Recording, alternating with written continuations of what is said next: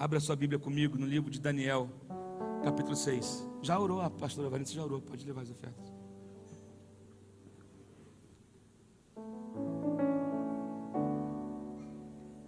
Daniel, capítulo de número 6. É um texto muito conhecido. Lembrando que hoje às 17 horas teremos o nosso culto com a pastora Fernanda. A pastora Fernanda estará aqui ministrando a palavra, louvor, às 17 horas. E às 19h30 eu estarei aqui com os irmãos. Tragam visitantes. Tem sido um tempo precioso que nós temos tido na presença de Deus aqui. Não fique de fora. Venha para a igreja também no domingo à noite. Amém, meus irmãos? Daniel, capítulo 6. Daniel é um dos personagens da Bíblia que eu mais admiro. Ah, mas e Jesus? Gente, Jesus não se compara. Porque tem gente que manda essa, né? Um dia eu fui pregar em algum lugar e falei, poxa, Davi é um personagem que não sei o quê. Falei, elogiei Davi, aí vi uma pessoa no final do culto, pastor, Jesus era mais que Davi. Oh, tem gente que tem cada uma também, né? Que quer falar, só falaram para você que Jesus é maior que Davi. Pelo amor de Deus, gente. Jesus é Jesus, Ele é o centro de todas as coisas. Sem Ele, nada existiria. Ele é o verbo, Ele é de antes que a terra existisse. Ele já era Deus, Ele já existia. Então, não tem, entendeu? Né? A gente, às vezes, bom, deixa quieto. Mas tem personagens que são muito especiais na Bíblia, que marcam a nossa vida, que são referência para nós, porque eram pessoas como eu e você. A gente acha que os homens da Bíblia eram super-homens. Não, eles eram homens e mulheres igual a nós, e eram expostos às mesmas situações que nós somos expostos, a riscos, a tentações, a perigos. Lógico que numa época diferente, numa cultura diferente, mas sofriam das mesmas coisas, eram feitos, o mesmo ingrediente deles é do que nós somos feitos. E Daniel viveu num contexto muito difícil, de muita perseguição, de muita luta, né? Porque a Bíblia fala que havia um espírito de excelência em Daniel. Que coisa linda. Você ser distinguido por um espírito de excelência.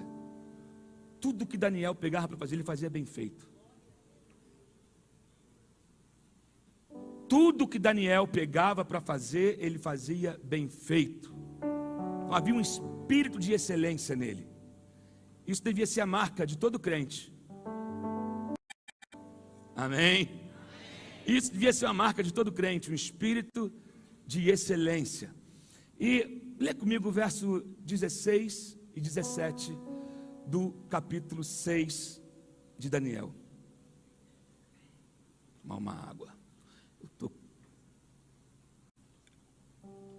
Uma faringite, gente, só Jesus. Então o rei deu ordens, e eles trouxeram Daniel e o jogaram na cova dos leões. O rei, porém, disse a Daniel, que o seu Deus, a quem você serve continuamente, o livre. Prepararam a cova com uma pedra, e o rei a selou com seu anel selo, e com os anéis dos seus nobres, para que a decisão sobre Daniel não se modificasse. Pai, nós pedimos que o Teu Espírito Santo revele a Tua palavra aos nossos corações agora. Que ela seja gravada no nosso interior. Mas que ela não possa apenas ser gravada no nosso interior, mas que ela possa ser praticada na nossa vida. Em nome de Jesus. Amém. E eu dei um título para essa palavra hoje que diz, pode sentar, que é o seguinte: não sou comida de leão. Você não entendeu? Você pode repetir comigo? Eu não sou comida de leão. Não sou isca de leão. Não sou aperitivo de leão. Eu não vou morrer na boca do leão. Daniel, a história começa com uma mudança de regimes. Havia uma mudança do regime babilônio para o regime persa. E Dario, o novo rei, fez de Daniel um dos principais governantes do seu reinado. Isso é importante você entender, porque quando Daniel chega na Babilônia, ele chega com 16 anos de idade. Aqui no capítulo 6, Daniel já tem mais de 82 anos de idade. E ele ainda era reconhecido pela sua excelência no seu trabalho. a competência, a ética ainda acompanhavam a vida de Daniel, com mais de 82 anos de idade. Então isso fazia com que mudava o sistema, mudava o domínio, mudou da Babilônia, mudou para a Pérsia, mudou, e ainda assim, mantém Daniel, porque esse cara é bom. Mantém Daniel, ele tem que liderar, ele é influente, tudo que ele pega para fazer, ele faz bem feito. Daniel não fugia de trabalho. Daniel, com 82 anos de idade, levantava de manhã disposto, e ele trabalhava, e ele dava ordem, e ele administrava, e ele governava, e aquilo fazia com que as pessoas que estavam ao seu redor começassem a ter inveja dele, pela posição que ele ocupava. E é isso. O teu sucesso, o fato de você ser competente, de você ser excelente, vai despertar ira em certas pessoas. Eu sei que aqui ninguém passa por isso. Você é perseguido porque você vende mais. Você é perseguido porque você administra bem. Você é perseguido porque quando você chega, você bota ordem. Porque quando você chega, você se destaca pela competência que há em você. Então começam a ter murmurinhos para querer derrubar você, porque há um espírito de excelência. Mas quero que você saiba o seguinte: quem Deus levanta, ninguém pode derrubar.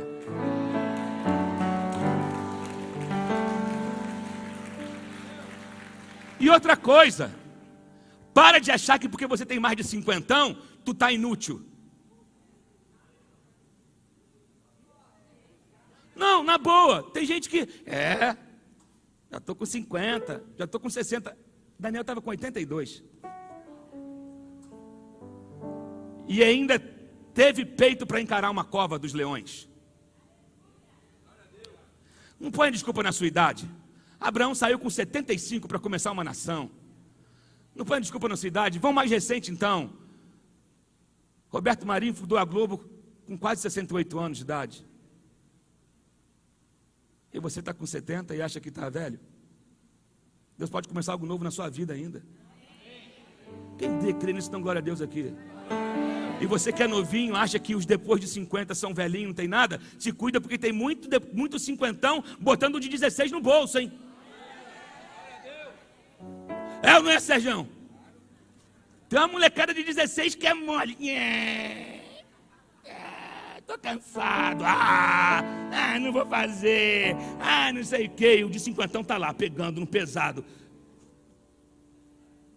Gente, eu não suporto ver gente de mais idade trabalhando e ver um marmanjo de 28, 30 sentado e não fazer nada, não ajudar. Um dia aqui, a gente passou por isso.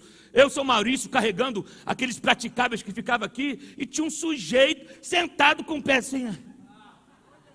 Meu irmão, eu saí da sala, acho que eu falei, cara, eu vou sair daqui para não perder a graça, para não sair da graça, porque eu não acredito que um ser humano daquele está vendo eu e o seu Maurício, com 70 e poucos anos de idade, com um marca-passo, e a gente pegando peso, e o marmanjo sentado e não ajudando. Isso aí não teve mãe, não. Não conheceu um cinto nas pernas, não. Levanta a mulher que vai ajudar. Ei, ensina seu filho a ser homem, ser útil, ajudar. E você que está aí, fortão, marombadão, gosta de ficar postando no Insta, lá na academia, tudinho, viu alguém fazendo algum esforço perto de você? Se prontifique para ajudar, por favor, em nome de Jesus. Amém?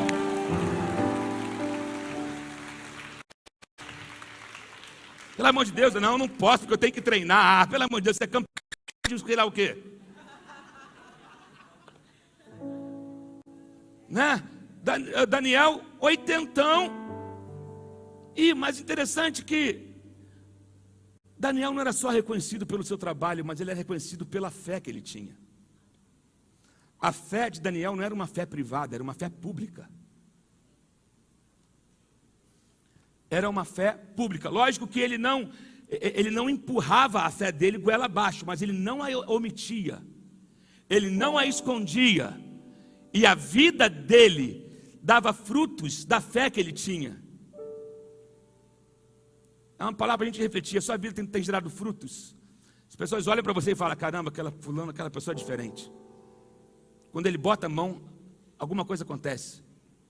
É diferente. Assim era a vida de Daniel. O relacionamento dele com Deus era tão integrado que tudo, a fé dele refletia no seu discurso, refletia no seu trabalho, refletia, e não era ele pregando o que ele fazia, porque quando você está cheio de algo, por isso que a mudança de verdadeira, ela é de dentro para fora e não de fora para dentro.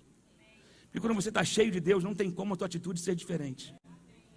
Mas se você diz que está cheio de Deus na igreja, na hora do louvor, mas quando chega no dia a dia, nada na tua vida reflete Deus, o teu discurso é mentiroso.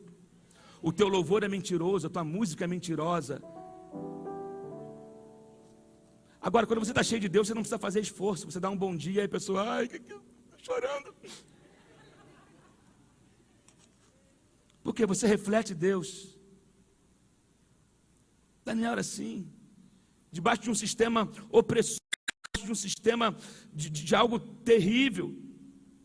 Mas ele decidiu caminhar pela fé, ele decidiu ter uma fé pública, ele não fingia, não cria, ele permanecia fiel àquilo que ele cria, ele sabia o Deus que ele servia, ele sabia que o Deus que o tinha levado até a Babilônia com 16 anos de idade, estava com ele todo esse tempo, e ele havia uma caminhada de fé, a fé dele era visível aonde quer que fosse. Eu me lembro daquele filme Carruagem de Fogo, que tinha com Eric Liddell, que por onde, né, todo mundo via o empenho daquele cara correndo. Eu tenho para mim que a fé de Daniel era assim, por onde ele passava, a fé era visível, sem ele falar. Estão me entendendo? Porque a fé verdadeira, ela vai refletir na sua vida. As circunstâncias não eram fáceis para Daniel. Daniel vivia sendo perseguido, vivia tendo que confrontar o sistema, mas agora ele se vê diante de uma ameaça literalmente mortífera, máquina mortífera. Ele se vê diante de um decreto, ele vê sua vida ameaçada por um decreto, por conta de uma conspiração de outros líderes que serviam com ele no reino e o invejavam, porque Daniel não se corrompia, Daniel não roubava o rei, Daniel não enganava na nota fiscal, Daniel não omitia nada disso. Então isso começou a gerar um desconforto para aquela turma do vamos fazer porque todo mundo faz. Vamos se corromper, porque todo mundo tem, vamos ceder, porque se eu não aceitar esse suborno, se eu não fizer aquilo, eu vou perder aquela venda, se eu não fizer assim, eu vou perder aquilo. Daniel decidiu a não participar dessas coisas, e você sabe que quem não participa é excluído, quem não participa é visto como o certinho, ali vai o santão, ali vai o santarrão, ali vai o centinho, ali vai aquele que se acha o superior a todo mundo. Eles não gostavam da ética de Daniel. Eles não gostavam do trabalho, porque eu tenho para mim que eles conviviam com Daniel, eles se sentiam mal, porque no fundo eles sabiam que eles faziam era errado, e a presença de Daniel incomodava. Sempre assim, quando Daniel chega em algum lugar, ele incomoda. Ai, Daniel. Isso é certo na sua vida, você vai levar alguns incômodos em alguns ambientes. Posso ouvir um amém? Amém. É incômodo bom, gente. Significa que você está fazendo a diferença. Daniel chegava e o pessoal tinha que mudar o assunto. Já viu quando você está em algum lugar, você chega e a pessoa para, fulano é crente. Não fala isso mais não. É isso mesmo. Ih, não, tu não faz isso não, né? Não, então para. Vão te respeitar. Se você chegar com a fé, se você chegar debaixo de uma unção, se você chegar debaixo de uma presença, vão te respeitar sem você precisar. Oh, querido, deixa eu falar uma coisa. A presença de Deus, quando ela chega, ela é percebida, ela é sentida, ainda que incomode, porque a primeira coisa daquele que não quer a presença de Deus, ele sente um incômodo, mas você não precisa empurrar a goela abaixo de ninguém. Basta você chegar. Tem lugares que eu sei que você não gostaria de estar, mas não tem como evitar. Mas você vai chegar, e a glória que está sobre a tua vida, ela anda com você, porque a glória não, ela está inside you, dentro. Se eu ando com ele, há uma conexão. Então eu não separo, eu não deixo a presença em casa quando eu vou na festa de alguém, eu não deixo a presença em casa quando eu tenho uma reunião de trabalho, eu não deixo a presença em casa quando eu tenho que fechar um contrato. Ela está comigo aonde quer que eu vá, eu não abro mão dela. Então aonde eu chego, ela chega comigo. Então o ambiente vai ter que se curvar, o ambiente vai ter que mudar, o inferno vai ter que recorrer, porque a presença chegou comigo.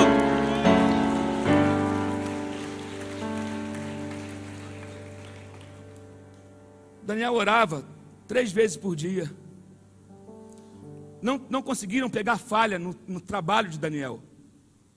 Ele não trabalhava mal. Você vai ler o capítulo todo, você vai ver, só tem uma coisa: a gente pegar esse Daniel, mexendo na fé dele. Se a gente mexer na fé dele, a gente vai conseguir impedir que ele avance, a gente vai conseguir acabar com ele. Então vamos dar uma ideia ao rei, para que ele criar um decreto. E aí fizeram todo um planejamento. Não fique você achando que existem conspirações que são feitas contra você. Existem conspirações que são feitas contra o ministério, contra a minha vida, contra a tua. E o inferno acha que ele está avançando. Mas há uma Jerusalém, há uma janela aberta para Jerusalém, há um joelho dobrado que nos mantém de pé. Ninguém derruba quem tem joelho dobrado. Deixa eu falar uma coisa: quem não tem vergonha de se dobrar diante da dificuldade para buscar Deus, não vai ter problema nenhum de se levantar em vitória.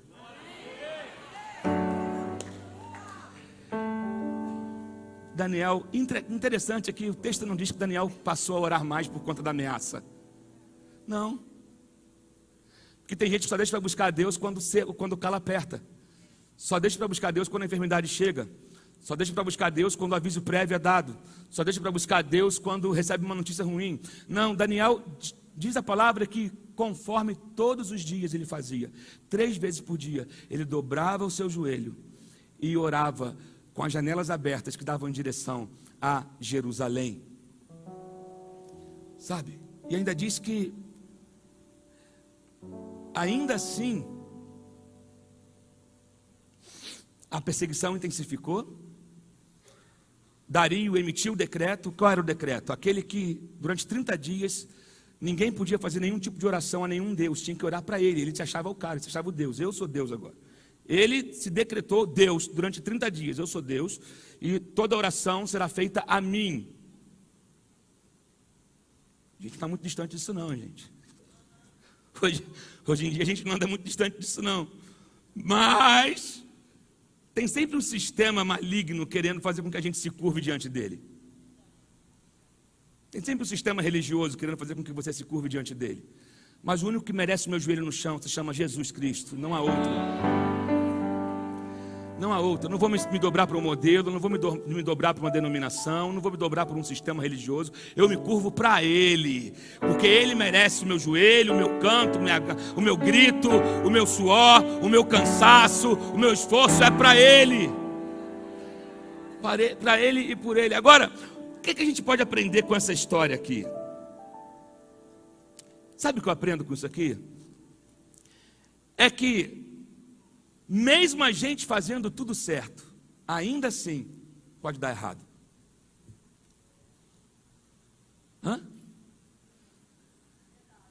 Eu posso fazer tudo certo e ainda assim no final a coisa piorar.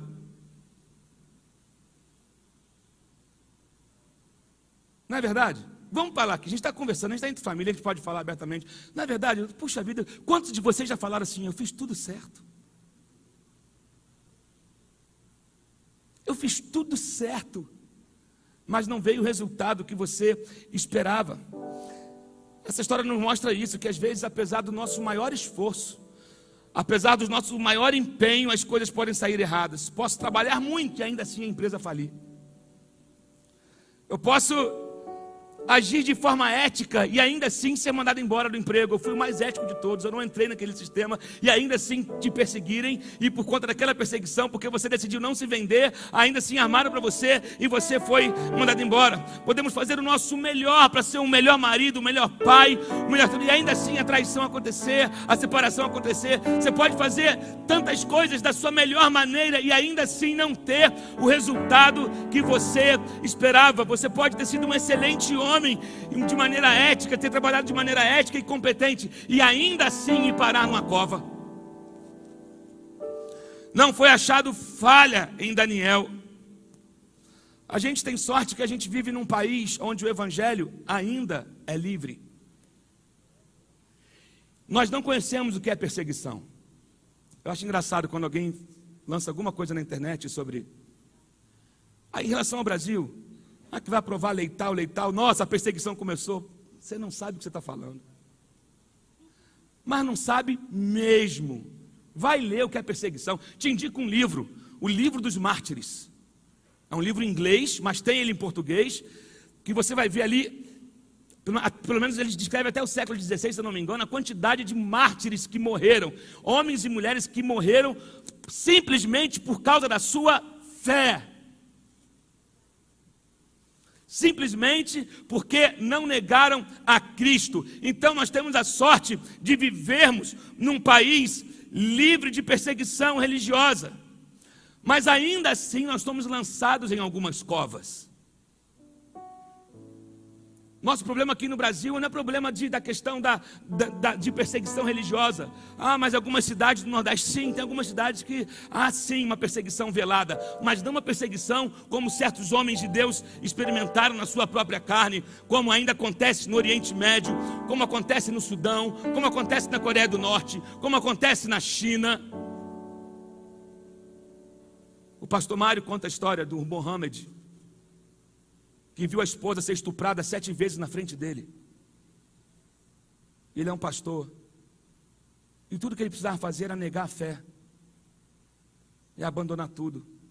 E o Mário e a gente da Missão Mais queria trazer ele para o Brasil. Ele falou: eu tenho medo da liberdade de vocês. Vocês são livres, mas vocês não conhecem a Deus. Vai dar vergonha na gente. O cara que já perdeu tudo na vida, teve que fugir, passou por essa violência. Dizer: eu conheço um Deus que me guarda. Aí a gente vem falar de perseguição aqui, porque alguém soltou uma nota maliciosa na internet. Isso não é perseguição. Perseguição que passou Daniel. Lógico, mas no trabalho eu sou perseguido porque eu acredito, eu estou falando em termos de nível, o nível da perseguição. Eu estou preparando uma palavra falei com a pastora Mônica hoje, sobre tolerância, num mundo onde tudo é intolerância.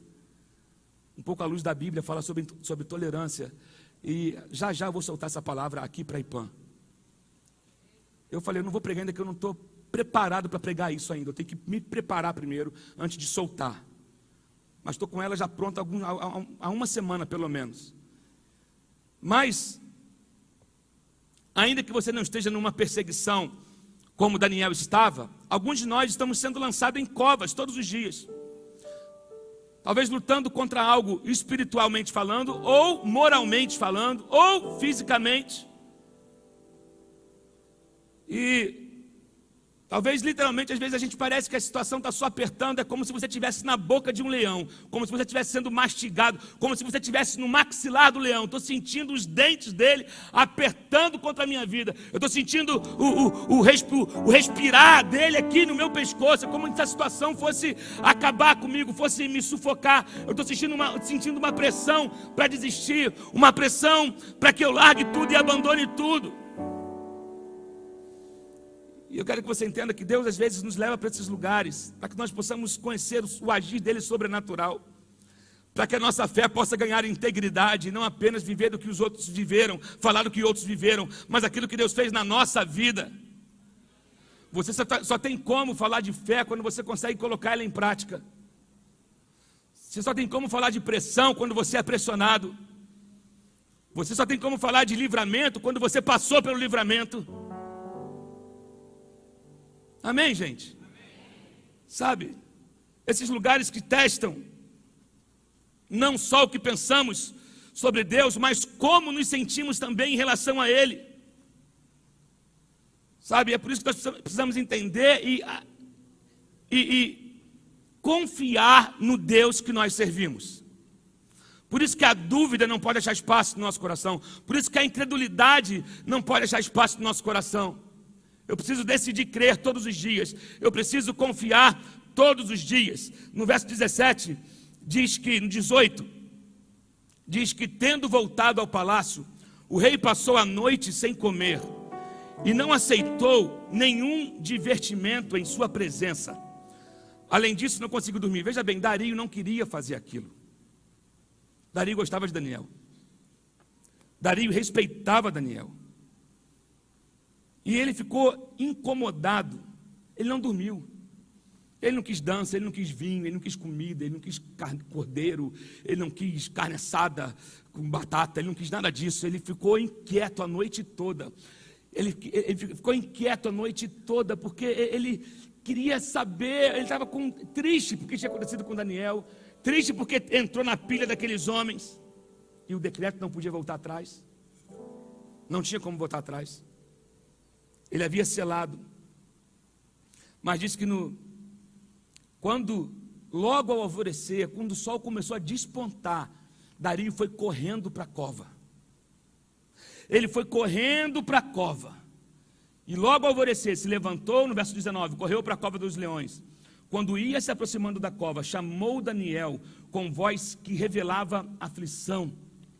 Daniel, servo do Deus vivo, será que o seu Deus, a quem você serve, continuamente pôde livrá-lo dos leões? Aí no verso 21, Daniel responde: ó rei, vive para sempre. O meu Deus enviou o seu anjo, que fechou a boca dos leões. Eles não me fizeram mal algum, pois fui considerado inocente diante de Deus. E também contra ti, ó rei, não cometi mal algum. O rei muito se alegrou e ordenou que tirassem Daniel da cova. Quando o tiraram da cova, viram que não havia nele nenhum ferimento, pois ele tinha confiado no seu Deus. Querido,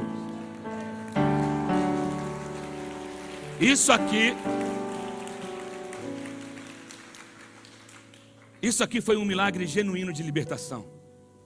Eu quero que você entenda que esses leões estavam com fome intencionalmente. Eles ficavam sem comida justamente para esses casos. Ficavam um tempo sem comer, porque a hora que aparecesse alguém que era digno da cova dos leões, eles eram lançados e eles eram triturados em questão de minutos.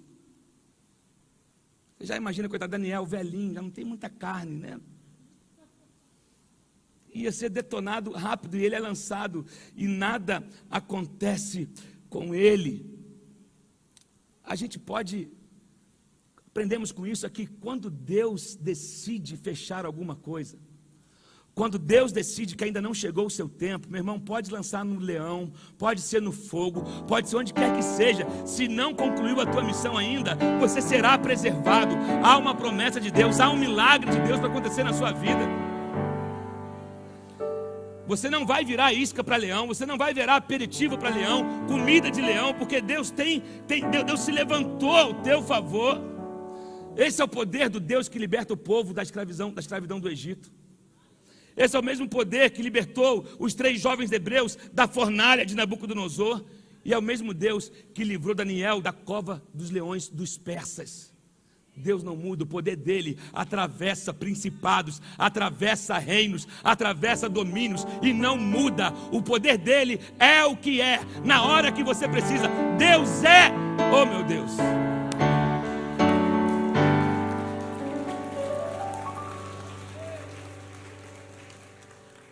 Deus é o que você precisa, na hora que você precisa. Ele é a sua mãe quando você não tem mãe. Ele é o seu pai quando você não tem pai. Ele é o seu amigo quando você não tem amigo. Ele é o seu irmão. Ele é o consolo que você precisa. Ele é a alegria que te falta. Deus é o que você precisa na hora que você mais precisa. Ele é o consolo. Ele é o refúgio. Ele é a fortaleza. Ele é.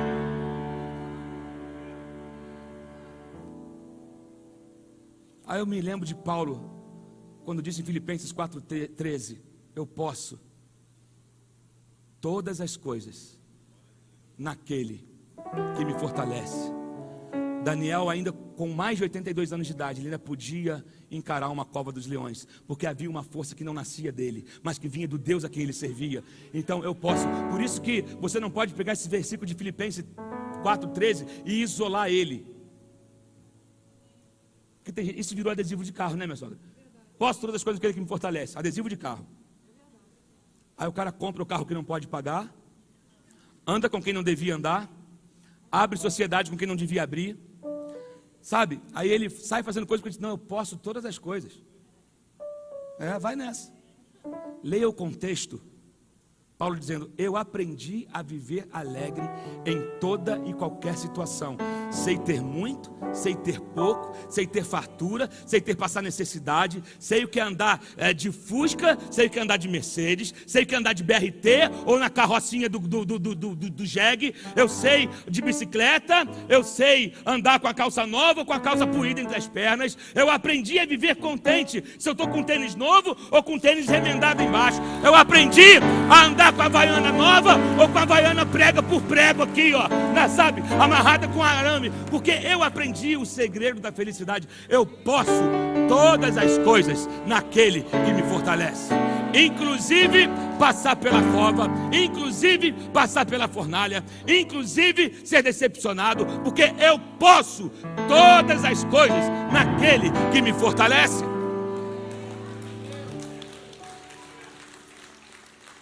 Eu posso chorar uma noite inteira, porque eu sei que o Deus que me sustentou a noite inteira me fará sorrir de manhã, porque a alegria vem pela manhã. Então eu posso todas as coisas naquele que me fortalece. O segredo não está no que você pode, mas é em quem.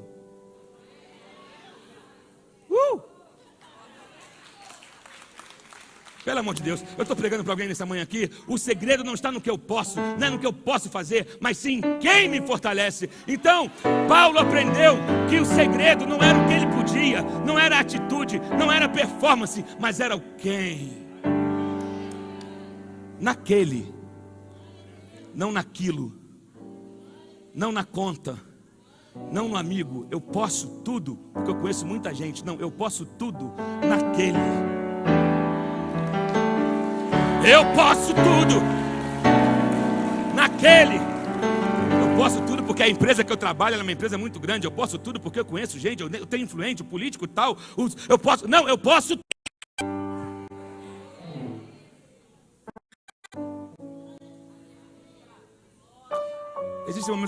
Existem fases da nossa vida que literalmente parece que a gente está numa cova.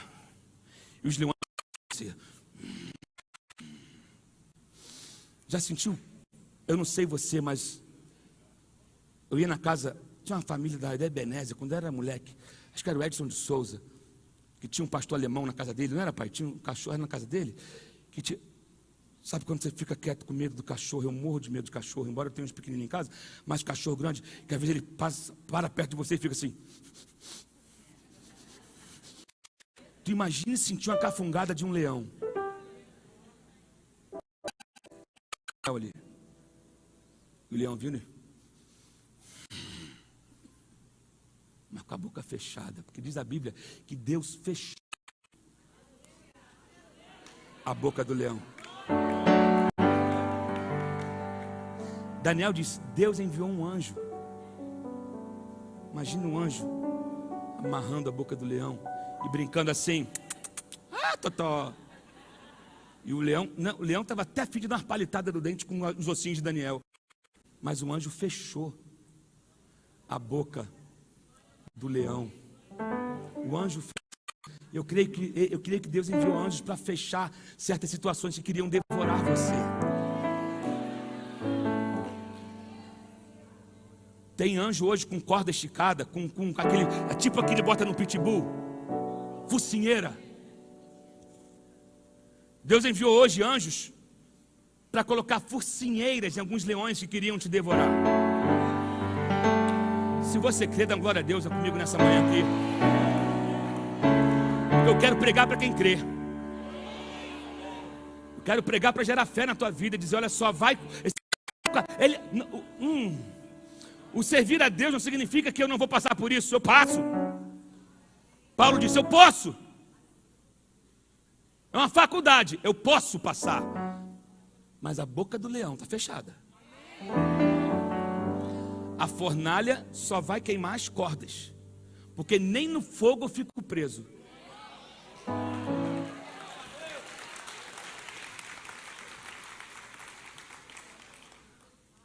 Meu Deus.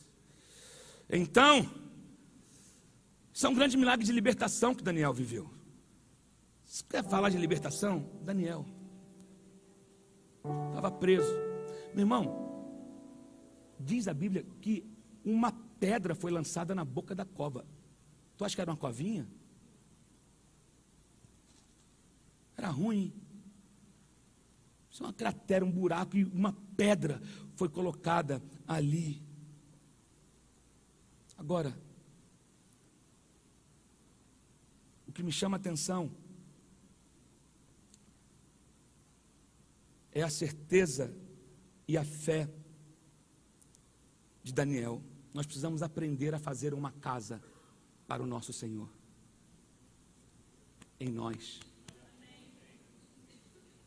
Fazer uma casa com o nosso Salvador. A Bíblia vai dizer no verso 16: então o rei deu ordens, e eles trouxeram Daniel à cova dos leões. O rei, porém, disse a Daniel que o seu Deus, a quem você serve, continuamente o livre. Daniel era pela sua fé. Daniel não abriu mão da sua fé. Daniel estava um relacionamento com Deus. Meu Deus, isso é demais. Algumas pessoas querem resultados, mas ela não quer investimento. Aí o amém é menor, né? Nós queremos resultado, somos a geração do resultado. Nós queremos investir pouco. Sabe qual é o preço da presença de Deus? Tem um preço. O preço da presença de Deus se chama tempo. É o tempo que eu me dedico para buscar. É o tempo que eu dedico para ter relacionamento. É o tempo que eu dedico para curvar o meu joelho. Daniel 3 vezes por dia dobrava o seu joelho. E isso não foi uma semana por causa da luta. Isso foi por 66 anos ou mais, ou desde que ele chegou na Babilônia, ou de antes, porque ele decidiu, quando ele chegou na Babilônia, ele decidiu não se contaminar. Então ele já tinha um relacionamento, ele era íntimo de Deus. Existem coisas, milagres que só são possíveis para os íntimos. Aí, começa a pegar crente comigo. Existem coisas que só são destinadas aos íntimos.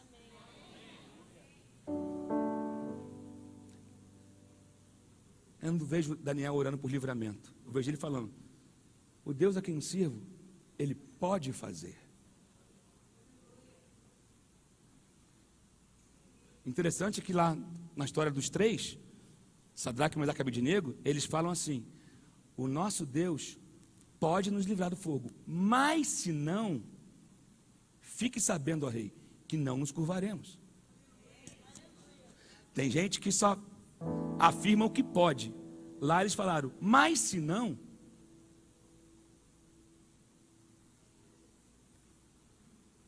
aí o amém para.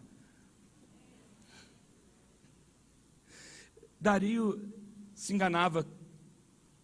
Ele achava que ele tinha poder de tirar a vida de Daniel. Somente Deus tem poder para fazer qualquer coisa.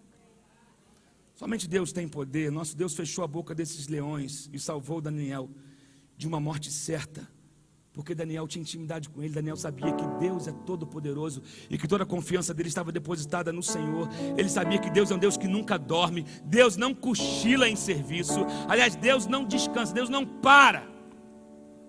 Deus está sempre em movimento. Ele está sempre trabalhando para fazer algo na minha vida, na sua casa. Deus está em movimento. Como nós podemos, no verso 27 diz o seguinte: o nosso Deus, Ele faz o quê? Ele livra, Ele salva, faz sinais e maravilhas nos céus e na terra. Ele livrou Daniel do poder dos leões. Sabe, Ele é o único que pode salvar, não há outro além dele. E é por isso que nós precisamos fazer uma casa para Ele, um lugar de habitação para Ele, ter um relacionamento com Ele, buscar um relacionamento com Ele. O bispo Kenneth Hummer, ele é pastor de uma igreja na Faithful Central Bible Church, no sul da Califórnia. Ele conta a história de que dois amigos foram fazer um passeio num museu de xadrez, que contava a história do xadrez. Um desses homens era o campeão mundial de xadrez. E eles estavam atravessando por esse museu, quando esse campeão, ele tropeçou numa foto intitulada Checkmate. Checkmate, você sabe que é quando, né, o jogo, eu não saco muito xadrez, mas quando termina o jogo, é quem ganha, dá o checkmate, não é isso? tropeçou na foto que tinha esse título, Checkmate. E na figura da foto, um homem estava de um lado da mesa, e do outro lado da mesa, um ser que parecia o diabo, sendo sentado. E o campeão do xadrez olhou para a pintura, ficou olhando e disse para o seu amigo: vai em frente e me deixa aqui. E ele ficou analisando aquela pintura, olhando aquela pintura, e ficou ali umas 2 horas. Daqui a pouco o amigo dele volta e fala: cara, você está aqui ainda, parado, vendo essa mesma foto? Ele falou: alguém do museu precisa entrar em contato com quem fez essa pintura aqui. Alguém tem que entrar em contato com esse artista que pintou essa peça, porque ele precisa ou mudar a pintura ou mudar o título. E o seu amigo perguntou: por que você está falando isso? Porque o título dessa foto é Checkmate. Mas quando você olha de perto para a pintura, fica claro que esse homem aqui, que não era o diabo, esse homem aqui tem um rei que ainda tem mais um movimento.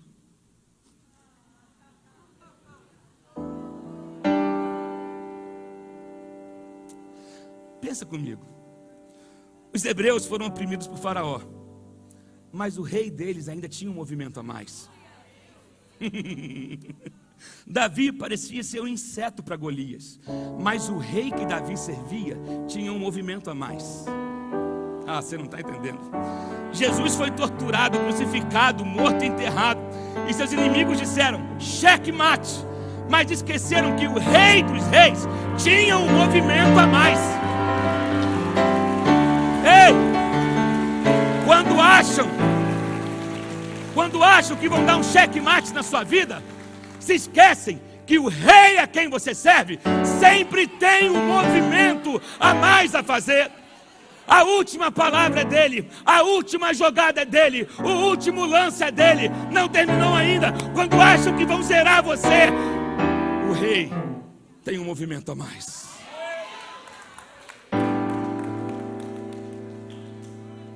Oh, ele é intencional. All things working from my good. Ele é intencional. Nunca falha, tudo coopera. Vamos ficar de pé? Ele é intencional.